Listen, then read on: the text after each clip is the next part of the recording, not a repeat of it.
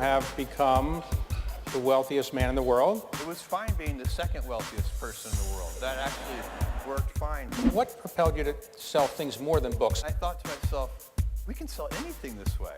Who came up with the idea of Prime? What happens when you offer a free all-you-can-eat buffet? Who shows up to the buffet first? The heavy eaters. There are some people who criticize some things that the Washington Post says. I have no idea what you're talking about. Would you fix your tie, please? Well, people wouldn't recognize me if my tie was fixed, but okay. Just leave it this way. All right.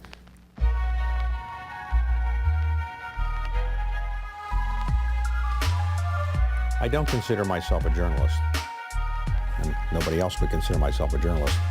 I began to take on the life of being an interviewer, even though I have a day job running a private equity firm. How do you define leadership? What is it that makes somebody tick? Your stock is actually up 70% this year. Is there one thing that you think is responsible for that? Or several things, because 70% is pretty good.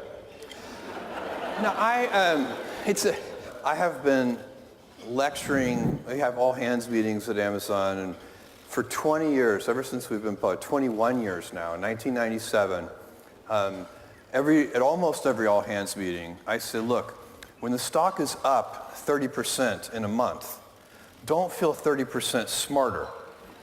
Because when the stock is down 30% in a month, it's not going to feel so good to feel 30% dumber. And that's what happens. Never spend any time thinking about the daily stock price. I don't. Okay, so as a result of going up 70% this year, you have become the wealthiest man in the world. Is that a title that you really wanted, or not? Is it a burden? I can assure you I have never sought that title. And it was fine being the second wealthiest person in the world. That actually worked fine. It isn't a, I would say it's something people naturally are curious about. You know, it's a kind of an interesting curiosity, but it's not, the thing, I would much rather if they said like, you know, inventor Jeff Bezos, or entrepreneur Jeff Bezos, or, you know, father Jeff Bezos. Those kinds of things are much more meaningful to me. And it's an output measure. If you look at the financial success of Amazon and the stock, I own 16% of Amazon. Amazon's worth roughly $1 trillion.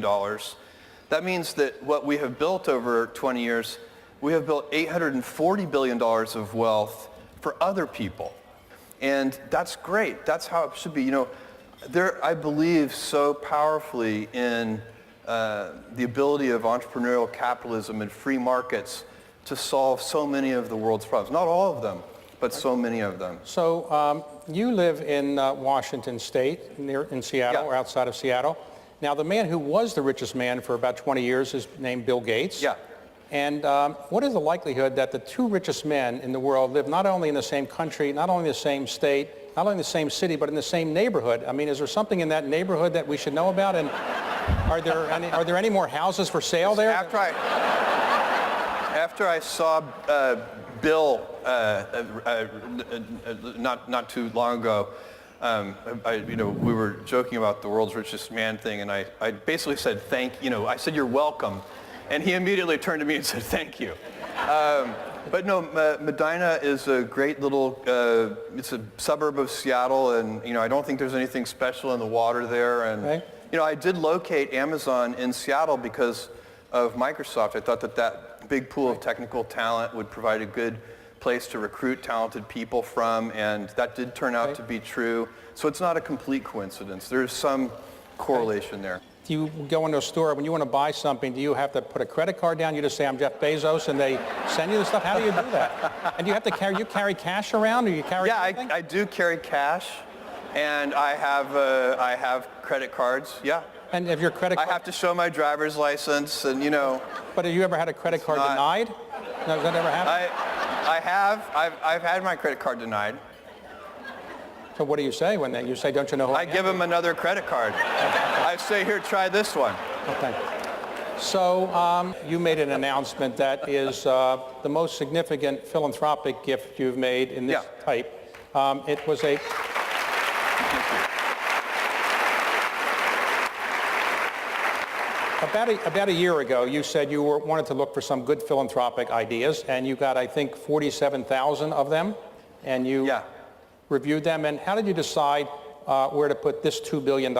And would you describe exactly what you're going to do? Well, that process was very helpful. So I solicited ideas, kind of crowdsourced, and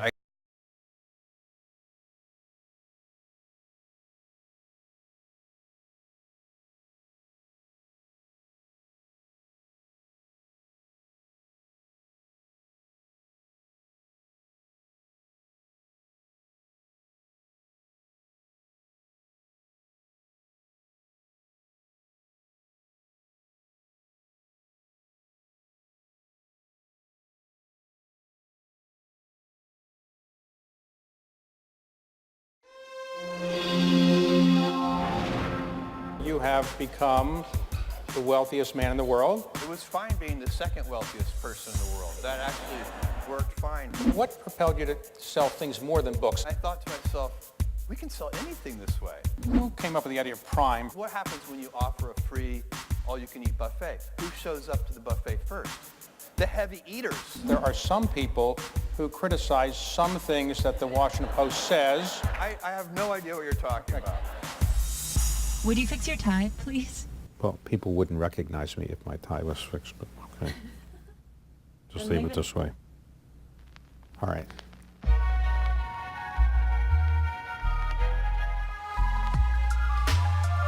I don't consider myself a journalist, and nobody else would consider myself a journalist.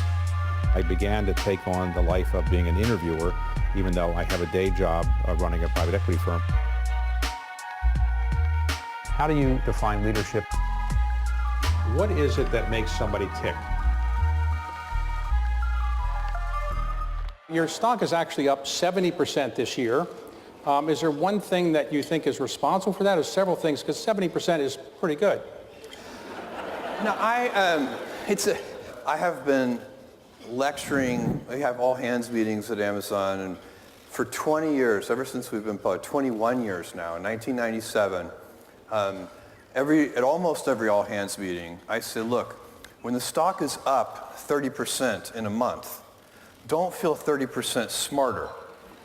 Because when the stock is down 30% in a month, it's not going to feel so good to feel 30% dumber.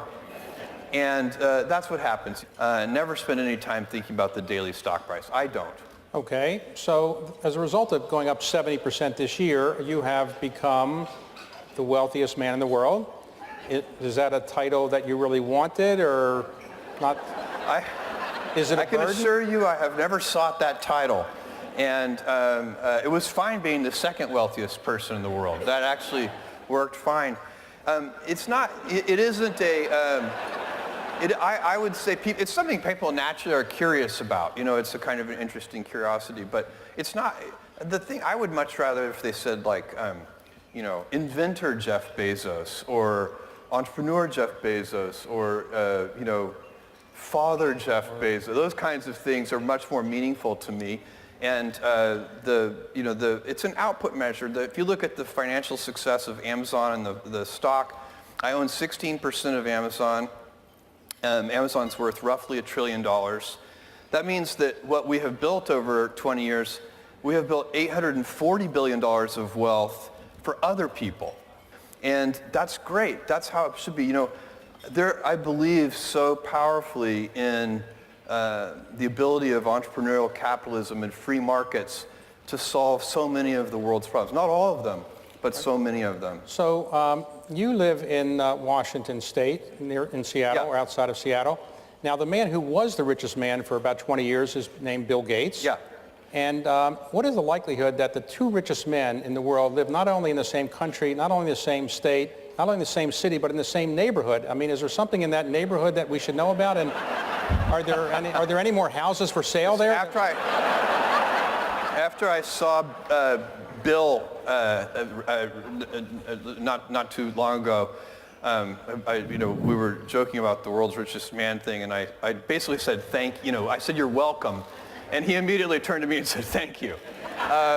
But no, Medina is a great little, it's a suburb of Seattle, and I don't think there's anything special in the water there, and You know, I did locate Amazon in Seattle because of Microsoft. I thought that that big pool of technical talent would provide a good place to recruit talented people from, and that did turn out to be true. So it's not a complete coincidence. There's some correlation there. Do you go into a store, when you want to buy something, do you have to put a credit card down? You just say, I'm Jeff Bezos, and they send you the stuff? How do you do that? And do you have to carry cash around, or you carry anything? I do carry cash, and I have credit cards, yeah.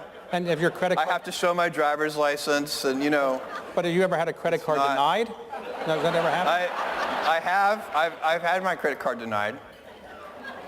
So what do you say when you say, don't you know who I give them another credit card. I say, here, try this one. Okay. So you made an announcement that is the most significant philanthropic gift you've made in this type. It was a...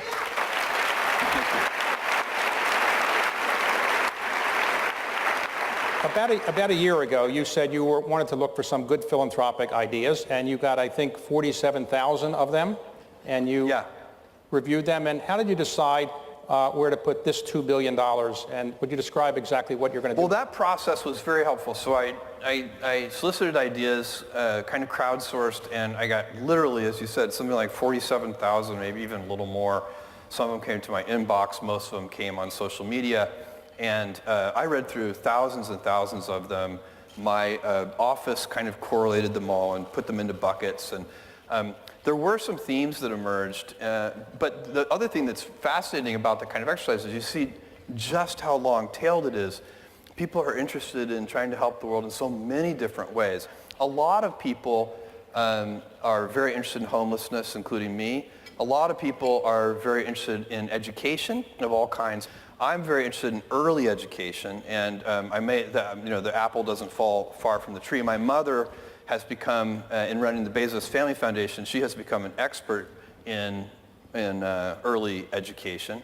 I'm a student of Montessori schools. I started at Montessori when I was 2 years old, and the teacher complained to my mother, the Montessori school teacher complained to my mother that I was too task-focused and that she couldn't get me to switch tasks, so she would have to just pick up my chair and move me.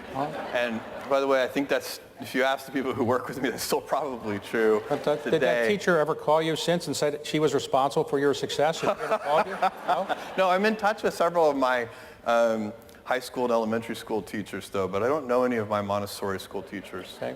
So the gift that you're giving, essentially, you're going to have some for preschool for children who need preschool, free preschool. Yeah, full tuition preschool, Montessori inspired. I'm very excited about that because I'm going to operate that. That's going to be an operating nonprofit, and we're going to put them in low-income neighborhoods. We know for a fact that if a kid falls behind, it's really, really hard to catch up. And if you can give somebody a leg up when they're 2, 3, or 4 years old, by the time they get to kindergarten or first grade, they're much less likely to fall behind. It can still happen, but you've really improved their odds. The money spent there is going to pay gigantic dividends for decades. The other part of your gift will be to give awards out to... Yes, and that's going to be more traditional grant-making philanthropy. So there, I'm going to identify, with the help of a team, identify and fund, vet and fund family homeless shelters. And that will be, you said you would give an initial $2 billion. You expect to add to that? Yeah, it's day one. Everything I've ever done has started small. Amazon started with a couple of people, and Blue Origin started with 5 people, and the budget at Blue Origin was very, very small. Now the budget at Blue Origin approaches $1 billion a year. And next year it'll be more than $1 billion. In Amazon, it literally was 10 people. Today it's 500,000 people, but it's hard to remember for you guys, but for me it's like yesterday I was driving the packages to the post office myself and hoping one day we could afford a forklift. And so for me, I've seen small things get big, and it's part of this day one mentality. I like treating things as if they're small. You know, Amazon, even though it is a large company, I wanted to have the heart and spirit of a small one. And so anyway, the Day One Foundation is going to be like that. we'll wander a little bit too. So we have some very specific ideas of what we want to do, but I believe in the power of wandering.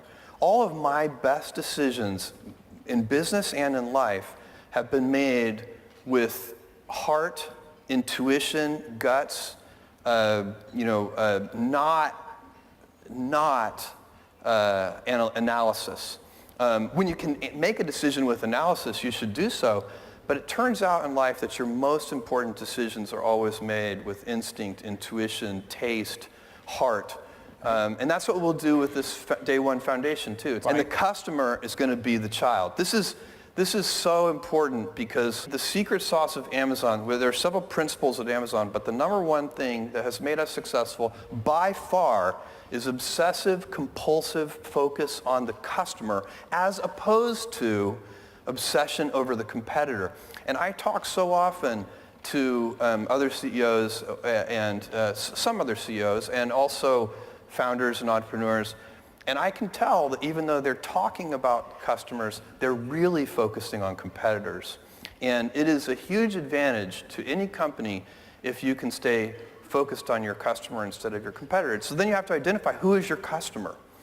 So at the Washington Post, for example, is the customer the people who buy advertisements from us? No, the customer is the reader. And in the school, who are the customers? Is it the parents? Is it the teachers? No, it is the child. And that's what we're going to do. We're going to be obsessively, compulsively focused on the child. We're going to be scientific when we can be, and we're going to use heart and intuition when we need to. When you use your intuition and make decisions, where is the intuition leading you now on your second headquarters? All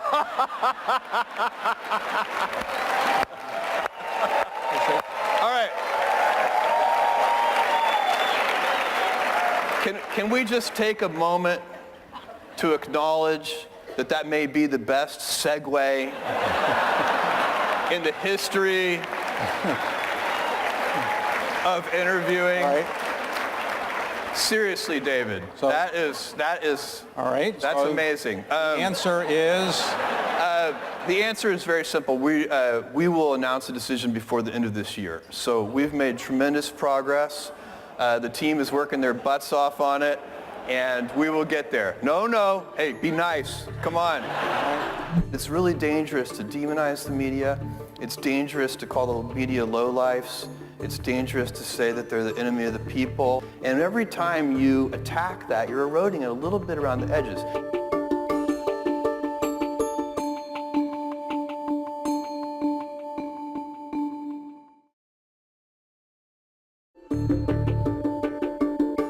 Why did you buy the Washington Post? You had no background in that area. What convinced you to do that? Okay, first of all, I was not looking for a newspaper. I had no intention of buying a newspaper. I had never thought about the idea. It had never occurred to me. It was never something, it wasn't like a childhood dream, nothing.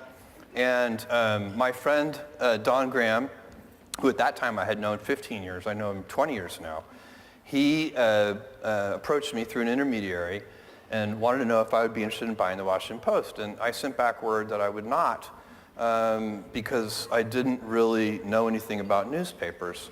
And Don, over a series of conversations, convinced me that that was unimportant because we had, inside the Washington Post, we have so much talent that understands newspapers.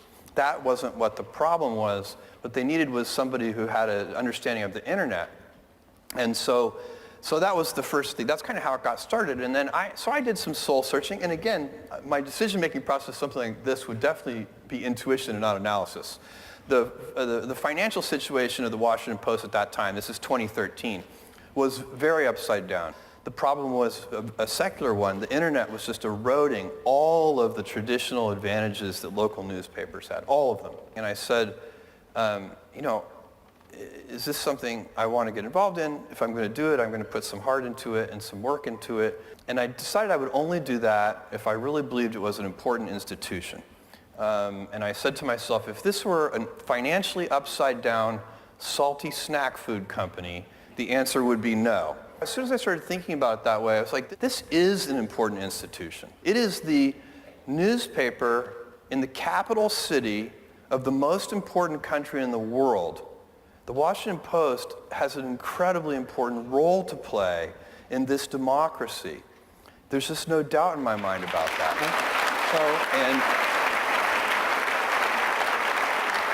And so as soon as I had passed through that gate, I only had one more gate that I had to go through before telling Don yes, and that was I wanted to look myself, be really open with myself and look in a mirror and sort of think about the company and be sure that I was optimistic that it could work, because if it were hopeless, that would also be not something I would get involved in. And I looked at that and I was super optimistic, and it needed to be transitioned to a national and a global publication. There's one gift that the internet brings newspapers, and that is free global distribution. So we had to take advantage of that gift, and that was the basic strategy. We had to switch from a business model where we made a lot of money per reader with a relatively small number of readers to a tiny bit of money per reader on a very large number of readers. And that's the transition that we did over last night. I'm pleased to report to you that the Post is profitable today. The newsroom is growing. It's been growing every year since I've been there. It's working, and I'm so proud of that team. And I know for a fact when I'm 80, or let's say, I always project myself forward to age 80, but as I get older, I'm starting to do 90. So I know that when I'm 90, it's going to be one of the things I'm most proud of is that I took on the Washington Post and helped them through a very rough transition. So when you agreed to buy it, I think the asking price was $250 million. You negotiate? No. Don, I asked him how much he wanted. He said $250. I said, fine. I didn't negotiate with him, and I did no due diligence.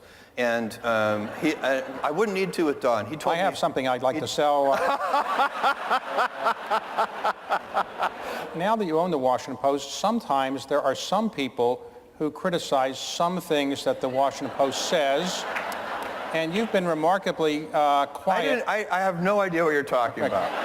Well, you've been remarkably quiet in not defending yourself. Well, I do defend the Post. It is a mistake for any elected official, in my opinion. I don't think this is a very out there opinion, to attack media and journalists. I believe that it is an essential component of our democracy. There has never been, I was going to say never been an elected official who liked their headlines. I think there's probably no public figure who has ever liked their headlines. It's okay. It's part of the process. If you're the president of the United States or a governor of a state or whatever, you don't take that job thinking you're not going to get scrutinized. You're going to get scrutinized, and it's healthy. And somebody very, what the president should say is, this is right, this is good, I'm glad I'm being scrutinized, and that would be so secure and confident. But it's really dangerous to demonize the media. It's dangerous to call the media lowlifes. It's dangerous to say that they're the enemy of the people. We live in a society where it's not just the laws of the land that protect us. We do have freedom of press. It's in the Constitution. But it's also the social norms that protect us. It works because we believe those words on that piece of paper. And every time you attack that, you're eroding it a little bit around the edges. Now look, I don't want to be dramatic here. We are so robust in this country, the media is going to be fine. Let's talk about how you came to the situation where you are today. So you grew up in Texas initially. Yes. And from early age, were you a pretty smart student and your teachers tell you this, you were good? Or? I have always been academically smart. And by the way, the older I get, I realize how many kinds of smart there are. There are a lot of kinds of smart. There are a lot of kinds of stupid, too. But there are, I see people all the time who I know they wouldn't have gotten A+s on, their calculus exams, but they're incredibly smart. But yes, I was a very good student. Right, so you ultimately moved to high school in Miami, and then you were valedictorian of your class. And then you gave a speech as the valedictorian saying you thought we should colonize space or something like that? I did. It was 1982. I graduated from high school in 1982. Big public high school, Miami Palmetto Senior High, go Panthers. There were 750 kids in my graduating class, and I loved high school. I had so much fun. We had, I lost my library privileges because I laughed too loudly in the library. And What about that laugh? Where did you get that laugh from? You know, it is distinctive. I've had that laugh all my life. There was a not that short, there was a multi-year period where my brother and sister would not see a movie with me because they thought it was too embarrassing. But I don't know why I have this laugh. It's just, and I laugh easily and often. The people who know me, you ask my mom or anybody who knows me well, and they'll say, if Jeff's unhappy, wait 5 minutes.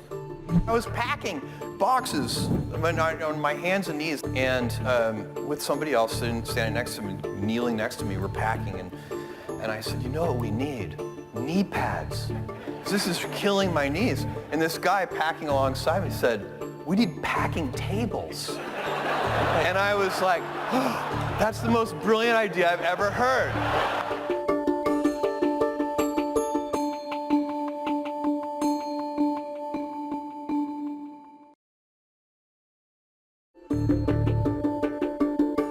You graduated as valedictorian. You decided to go to Princeton. How come you decided to go to Princeton? Because I wanted to be a theoretical physicist. I changed my major very quickly to electrical engineering and computer But you science. graduated summa cum laude, I graduated summa cum laude, Phi Beta Kappa, Phi Beta Kappa. and then you went into the highest calling of mankind, finance. Yes. I went to New York City and I ended up working at a quantitative hedge fund run by a brilliant man named David Shaw, D.E. Shaw and Co. I learned so much from him. I used a lot of his ideas and principles on things like HR and recruiting and what kind of people to hire when I started. It's a very, very good, well-known hedge fund, and you were a star there, as I understand. What propelled you to say, I'm quitting this, I'm going to start a company selling books over the internet, and I'm going to do it from Seattle? Where did that idea come from? I came across the fact, so this is 1994, nobody has heard of the internet, very, very few people. And I came across the fact that the web, World Wide Web, was growing at something like 2,300% a year. This is in 1994, and anything growing that fast is, even if its baseline usage today is tiny, it's growing so fast, it's gonna be big. And so I looked at that and I was like, there's gotta be, I should come up with a business idea and that get, on the internet and then let the internet grow around this and we can keep working on it. And so I made a list of products that I might sell online and I started force ranking them. And I picked books because books is super unusual in one respect, which is that there are more book items in the book category than there are items in any other category. There are 3 million different books active and in print around the world at any given time. So the founding idea of Amazon was to build universal selection of books. The biggest bookstores only had 150,000 titles. And so that's what I did. And I hired a small team and we built the software. I moved to Seattle. And when you told your parents you were going to quit D.E. Shaw, where you're successful, making presumably a fair amount of money, and you told your wife, Mackenzie, that you're going to move across the country, what did they all say? They were immediately and reflexively supportive right after they asked the question, what's the internet? Right. And so, no, but this is right. With your loved ones, you bet on them. You're not betting on the idea. You are betting on the person. And that was and it's one of those decisions I made with my heart and not my head. And I basically said, I don't want to regret. When I'm 80, now 90, I want to have minimized the number of regrets that I have in my life. And most of our regrets are acts of omission. They're things we didn't try. It's the path untraveled. Those are the things that haunt us. And you were telling me that you had to go deliver the books to the post office yourself. I don't still deliver to the post office, but I was doing that for years. And I was packing boxes on my hands and knees. In the first month, I was packing boxes on my hands and knees on the hard cement floors. And with somebody else standing next to me, kneeling next to me, we're packing. And I said, you know what we need? Knee pads.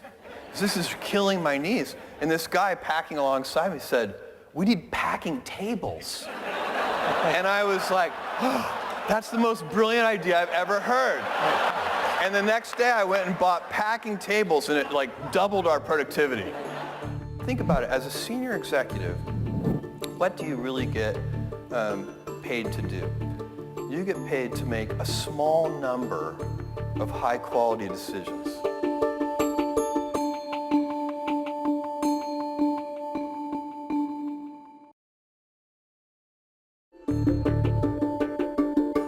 What propelled you to sell things more than books? After books, we started selling music, and then we started selling videos.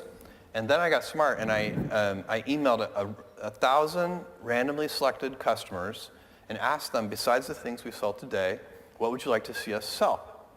And that answer came back incredibly long-tailed. The way they answered the question was with whatever they were looking for at that moment. So like I remember one of the answers was, I wish you sold windshield wiper blades because I really need windshield wiper blades.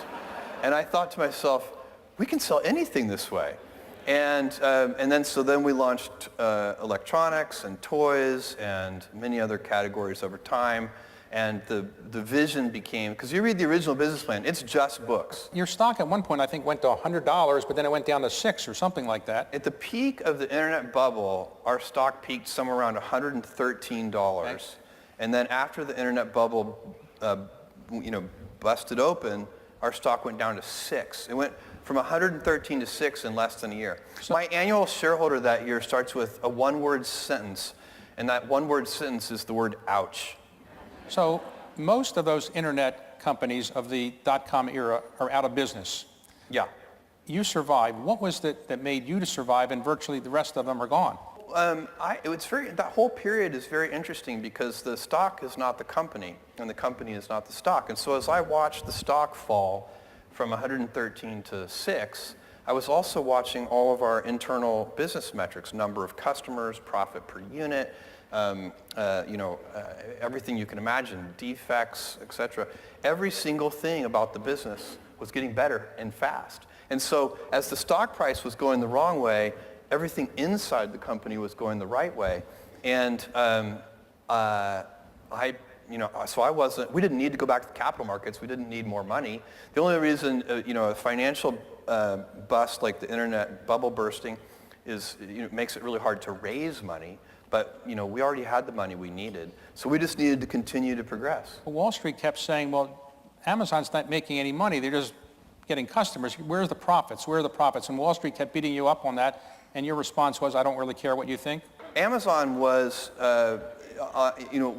people always accused us of selling dollar bills for 90 cents and said, look, anybody can do that and grow revenues. That's not what we were doing. We always had positive gross margins. It's a fixed cost business. And so what I could see is that from the internal metrics is that at a certain volume level, that we would cover our fixed costs and the company would be profitable. So who came up with the idea of Prime? Prime seems to be a great way to get money in advance of people actually getting the services. Yeah. Whose idea was that? Actually, it's very interesting. So like many inventions inside of a team, and I love team inventing is my favorite thing. So I tap dance into the office. I love Amazon. I have so much fun there. I love Blue Origin. I love the Washington Post. But Amazon is my full-time job. And I get to invent. I get to live 2 to 3 years in the future. And most of the invention we do there is, if somebody has an idea and then other people improve the idea and other people come up with objections why it can never work, and then we solve those objections. And it's a very fun process. We're always wondering, what could a loyalty program be? And then actually kind of a junior software engineer came up with this idea, not as a loyalty program, but this idea that we could offer people kind of an all-you-can-eat buffet of fast, free shipping. And when we modeled that, so then, the finance team went and modeled that idea. And the results were horrifying. That we would offer unlimited shipping. Shipping is expensive. And customers love free shipping. But we could see, again, back to that, you have to use heart and intuition. There has to be risk-taking. You have to have instinct. All the good decisions have to be made that way. You do it with a group. You do it with great humility. Because, by the way, getting it wrong isn't that bad. That's the other thing. When we make mistakes, and we've made doozies like the Fire Phone and many other things that just didn't work out, we don't have enough time for me to list all of our failed experiments. But the big winners pay for thousands of failed experiments. So you try something like Prime, And it was very expensive at the beginning. It cost us a lot of money because what happens when you offer a free all-you-can-eat buffet? Who shows up to the buffet first? The heavy eaters. It's scary. It's like, oh my God, did I really say as many prawns as you can eat? Oh. And so that is what happened. But surely we could see the trend lines. We could see that, you know, all kinds of customers were coming and they appreciated that service. You sit around with your team and so forth, but you don't like meetings before 10 a.m. No. You like to get 8 hours of sleep, and yes. You don't like PowerPoints. Explain all that. Why is that? Okay.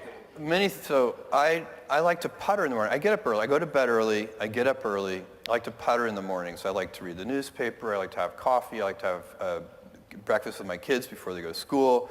So I have my kind of puttering time is very important to me. And so that's why I set my first meeting for 10 o'clock. I like to do my high IQ meetings before lunch. Like anything that's going to be really mentally challenging, that's a 10 o'clock meeting. And because by 5 p.m., I'm like, I can't think about that today. Let's try this again tomorrow at 10 a.m. And so then on sleep, I get 8 hours of sleep. I prioritize it. Unless I'm traveling in different time zones, sometimes it's impossible, but I am very focused on it. And for me, I need 8 hours of sleep. I think better. I have more energy. My mood is better, all these things. And think about it. As a senior executive, what do you really get paid to do? As a senior executive, you get paid to make a small number of high-quality decisions. Your job is not to make thousands of decisions every day. Is that really worth it if the quality of those decisions might be lower because you're tired or grouchy or any number of things? Now, it's different if it's a startup company. I mean, you know, you're really, you know, when Amazon was 100 people, it's a different story, but Amazon's not a startup company, and all of our senior executives operate the same way I do. They work in the future, they live in the future. None of the people who report to me should really be focused on the current quarter. I always tell people, sometimes I get, you know, we'll have a good quarterly conference call or something, and Wall Street will like our quarterly results, and people will stop me and say, congratulations on your quarter, and I say, thank you. But what I'm really thinking is, that quarter was baked 3 years ago. Right now, I'm working on a quarter that's going to reveal itself in 2021 sometime. And that's what you need to be doing. You need to be out sort of, you know, 2 or 3 years in advance.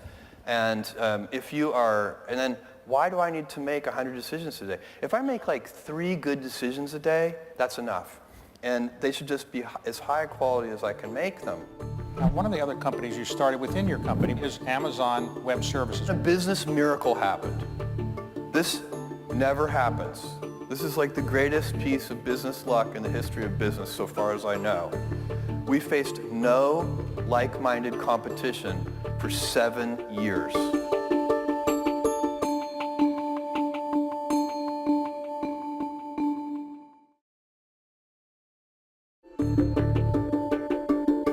When you buy over the internet, Amazon, do you ever get the wrong orders? Anything ever wrong? What do? Do you call up and complain, or you don't have any problems? No, I'm a customer of Amazon, hopefully like all of you in this room. Is there one person full-time who services your account? If there's anyone in this room who's not an Amazon customer, see me right afterwards and I'll walk you through it. It's, I have problems sometimes, and I treat them like the same way I treat a problem that I would get from a customer. My email address is famous, and I keep it, and I read it. It's jeff@amazon.com. I don't see every email that I get anymore because I get too many, but I see a lot of them. And I use my curiosity to pick out certain emails. So I'll get one from a customer, and there's a defect. You know, we've done something wrong. Usually people are writing us, not always, but usually they're writing us because we've screwed up their order somehow. And so I'm looking at this, and for some reason, something seems a little odd about that one. And so I'll ask the team to do a case study and find real root cause, or causes, it's usually causes, real root causes, and then real root fixes. So that when you fix it, you're not fixing it for that one customer, you're fixing it for every customer. And that process is a gigantic part of what we do. So I would treat if I have a failed order or some bad customer experience, I would treat it just like that. So you've revolutionized retail, as I say, but now you are in the bricks and mortar business. You bought Whole Foods. Yeah. What was the theory behind buying something that doesn't sell things over the internet? we're very interested in physical stores, and I've been asked for years, we ever open physical stores? Literally 20 years I've been asked the question, and I always say yes, but only when we have a differentiated offering, something that's not me too. Because that space, physical stores, is so well served. If we offer a Me Too product offering, it's not going to work. And it's also just, we're not very good at that. Whenever we've tried dabbling in something that's a Me Too service, we tend to get beaten. It doesn't work. Our culture is much better at pioneering and inventing, and so we have to have something that's different. And that's what Amazon Go is. It's completely different. The Amazon bookstore, completely different. And we have ideas about how to merge Prime and Whole Foods to make that. Those are still rolling out. You haven't seen them yet. But to use Amazon Prime to make Whole Foods a very differentiated experience. And so what we're going to be able to do is take some of our resources, some of our technological know-how, and expand the Whole Foods mission. They have a great mission, which is to bring nourishing food to everybody, organic, nourishing food to everybody. But we have a lot to bring to that table in terms of resources, but also in terms of operational excellence and in terms of technology know-how. Now, one of the other companies you started within your company, which is technologically a superior company, is Amazon Web Services. Where did that idea come from? AWS. We started it, I don't know, a long time ago now, 15 years ago. And worked on it behind the scenes for a long time, and then finally launched it. It has become a very large company, and at AWS, we completely reinvented the way that companies buy computation. Then a business miracle happened. This never happens. This is like the greatest piece of business luck in the history of business, so far as I know. We faced no like-minded competition for 7 years. It's unbelievable. And I'll give you, when I launched Amazon.com in 1995, Barnes & Noble launched BarnesandNoble.com in 1997. 2 years. That's very typical if you invent something new. We launched Kindle. Barnes & Noble launched Nook 2 years later. We launched Echo. Google launched Google Home 2 years later. When you pioneer, if you're lucky, you get a 2-year head start. Nobody gets a 7-year head start. And so that was incredible because, and I think it was a whole confluence of things. I think that the big established enterprise software companies did not see Amazon as a credible enterprise software company. And so we had this long runway to build this incredible, feature-rich, and it's just so far ahead of all the other products and services available to do this work today. But do you worry that the U.S. government might come along, or the European government, some regulatory thing could come and impair your business? No, well, here's what I think about that. I have a couple. I get asked this question frequently. I thought it was an original question. No, sorry. You do that sometimes, but that's not one of them. My view on this is very simple. All big institutions of any kind are going to be and should be examined, scrutinized, inspected. Governments should be inspected. Government institutions, big educational institutions, big nonprofits, big companies. They're going to get scrutiny. It's not personal. It's kind of what we as a society want to have happen. So that's one thing, and I remind people internally when if they don't take this personally, that will lead you in a lot of wasted energy. This is just normal. It's actually healthy. It's good. And then the second thing I think is we are so inventive that whatever regulations are promulgated or however it works, that will not stop us from serving customers. So to really, under all kind of regulatory frameworks that I can imagine, customers are still going to want low prices. They're still going to want fast delivery. They're still going to want big selection. It's really important that politicians and others they need to understand the value that big companies bring and not demonize or vilify business in general, or especially not business. Well, they shouldn't vilify big companies, and they shouldn't vilify business in general for sure. And the reason is simple. There are certain things only big companies can do. I love, garage entrepreneurs. I invest in a lot of their companies. I know many of them. But nobody in their garage is going to build an all carbon fiber, fuel efficient Boeing 787. It's not going to happen. You need Boeing to do that. This world would be really bad without Boeing and without Apple and without Samsung and so on. One of your passions is not just Amazon, but it's outer space and space travel. So there's all sorts of problems that we are about to face because for the first time in our civilizational history, going back thousands of years, we're now big compared to the size of the planet. We can fix that problem, but we can fix it in exactly one way, by moving out into the solar system.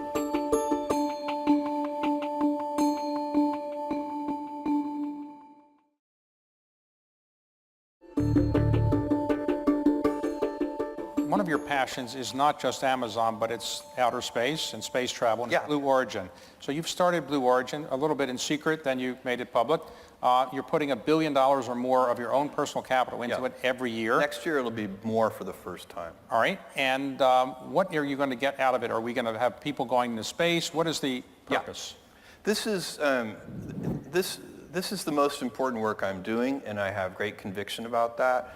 It is it's a simple argument. This is the best planet. We have now sent robotic probes to every planet in this solar system. Believe me, this is the good one. My friends who say they want to move to Mars, I say, look, do me a favor, move to the top of Mount Everest for a year first, because that's a garden paradise compared to Mars. And so this gem of a planet, we're finally, as a species, big enough to really impact it. And so, for thousands and thousands of years, Earth was really big and humanity was really small. That's not true anymore. And so we face a choice as we move forward. We're going to have to decide whether we want a civilization of stasis, which we could do. That's a legitimate choice. What does it mean? It means we will have to cap population. We will have to cap energy usage per capita. So people don't think about how much energy they use. It takes a lot of energy. And so do you want that to continue for your grandchildren and your grandchildren's grandchildren? In other words, I want my grandchildren's grandchildren to be using way more energy per capita than I am. And I would like to see not have a population cap. I wish there were 1 trillion humans in the solar system. Then there would be 1,000 Einsteins and 1,000 Mozarts. But we don't have that long. So there's all sorts of problems that we are about to face because for the first time in our civilizational history, going back thousands of years, we're now big compared to the size of the planet. We can fix that problem, but we can fix it in exactly one way, by moving out into the solar system. And so my role in that is I want to build reusable space vehicles. That's the heavy lifting. Amazon was able to get started with only $1 million in capital, and because I got to ride on the back of the credit card system, I got to ride on the back of the pre-existing transportation network that could deliver packages, the pre-existing telecommunications network that could allow people to connect to our servers. All of that would have been hundreds of billions of dollars in CapEx, but the heavy lifting was already in place. And that's what allowed Facebook, if you think about it, 2 kids in a dorm room made this $500 billion market cap company in an incredibly less than 2 decades. That's unbelievable. And so, but that can't happen in space. There's no way 2 kids in a dorm room can start a space company of any significance because the price of admission is so high. And so I want to build space infrastructure so that the next generations of people can use that infrastructure the same way I used UPS and FedEx and so on to build Amazon. And so that's what Blue Origin is all about. So do you ultimately want that to be your legacy, or Amazon, and what would you like to have as your legacy? World's oldest man. That's a famous line I like, but the real thing is, it'll be whatever it's going to be. I'm going to be proud of the things I live my life in such a way that when in a quiet moment of reflection and I'm thinking back on my life, that I have as few regrets as possible. And I don't, what will my legacy be? I have no idea. And I don't even want to spend a lot of time thinking about it. Do you intend to give away the bulk of your fortune at some point in your lifetime? I tend to give away, I don't know how much of it I'm going to give away. I'm going to give away a lot of money in a nonprofit model, but I'm also going to invest a lot of money in something that any rational investor would say is a really bad investment, which is Blue Origin, but I think it's super important. And if I can't make Blue Origin a for-profit thing, maybe I'll convert it to nonprofit at some distant point in the future. But that would be, I wouldn't want that. I want it to be a thriving ecosystem, more like UPS and FedEx. So let's just close with your wife. We haven't mentioned her yet. Yeah, we met in New York City at D.E. Shaw & Co., where we worked. We got engaged, we dated for 3 months, were engaged for 3 months, and then got married. So our whole kind of dating engagement period was only 6 months long. I would like to take a moment to talk about my parents, if that's okay. You didn't ask me, but I would like to. They're here in the audience, and my parents are. Thank you, guys.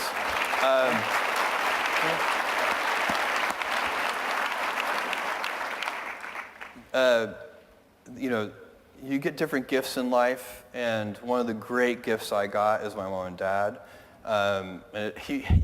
It's amazing. My highest admiration is withheld for those people, and we all know some of them. I know several of them who had terrible parents. Maybe they were abusive, whatever it is. And some of those people who so admirably break that cycle and pull out and make that all work. I did not have that situation. I was always loved.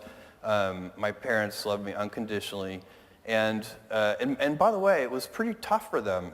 She doesn't talk about it that much, but my mom had me when she was 17 years old. She was a high school student in Albuquerque, New Mexico. You could ask her, but I'm pretty sure that wasn't cool in 1964 to be a pregnant mom in high school in Albuquerque, New Mexico. And in fact, my grandfather, who is another incredibly important figure in my life, went to bat for her, and because the high school wanted to kick her out. You weren't allowed to be pregnant in high school there. And my grandfather said, you can't kick her out. It's a public school. She gets to go to school. And they negotiated for a while. And the principal finally said, okay, she can stay and finish high school, but she can't do any extracurricular activities, and she can't have a locker. And I know. And my grandfather, being a very wise man, he was like, done, we'll take that deal. And so she finished high school, she had me, and then she married my dad. My dad is my real dad, not my biological dad. His name is Mike. He's a Cuban immigrant, got a scholarship to college in Albuquerque, which is where he met my mom. So I have a kind of a fairy tale story. And my grandfather, possibly because, I'm pretty sure because my parents were so young, starting at age 4, he would take me every summer on his ranch. And it was the most spectacular. From age 4 to 16, I basically spent every summer working alongside him on the ranch. He was the most resourceful man. He would, he did all his own veterinary work. He would even make his own needles. He would pound the wire with an oxyacetylene torch and drill a little hole in it and sharpen it and make a suture, like make a needle that he could suture up the cattle with. Some of the cattle even survived. And he was a remarkable man and a huge part of all of our lives. But it is, you don't realize, you just look back and, if you don't have these parents, it's so important. So it's just a really big deal. And my grandfather too, he was like a second set of parents for me.